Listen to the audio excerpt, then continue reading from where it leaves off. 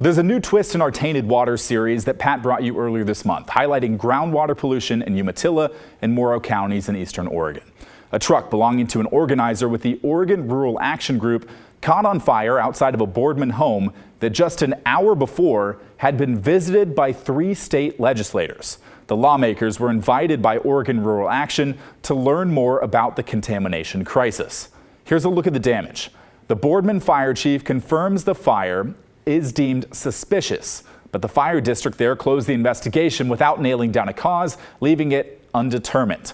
The executive director of Oregon Rural Action, Kristen Ostrom, says authorities told her a turpentine, a flammable liquid, was found at the scene. Ostrom says the fact that this truck appears to have been intentionally set on fire at the very time we were hosting a delegation of Oregon legislators makes this incident extremely concerning.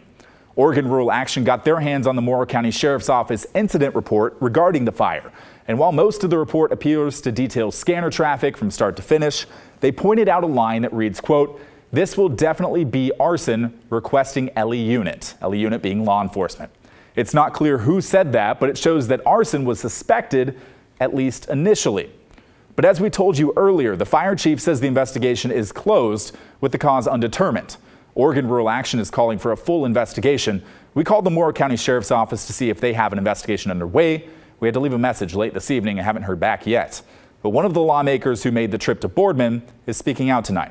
Representative Con Pham is a Democrat representing far southeast Portland. She was one of the 3 lawmakers from the legislature's BIPOC caucus that heard from residents about the groundwater contamination. We asked her about the fire that started outside the home she had just left an hour prior.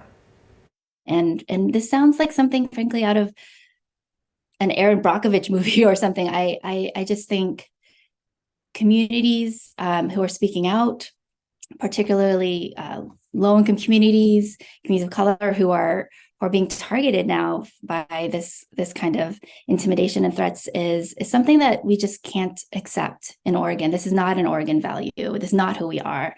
And it's unacceptable. So I want to make sure that the authorities launch a full investigation to make sure that we get to the bottom of this and we send a clear message that this is not how we respond to communities speaking up for their rights. And even though a direct connection between the fire and Oregon Rural Action's environmental work has not been officially determined by law enforcement, the executive director of Oregon Rural Action had this to say. "We are deeply concerned this violent action may be a message to rural community members and Oregon Rural Action that we should stop our efforts to secure safe drinking water. Safe drinking water is a fundamental right for all, including rural residents."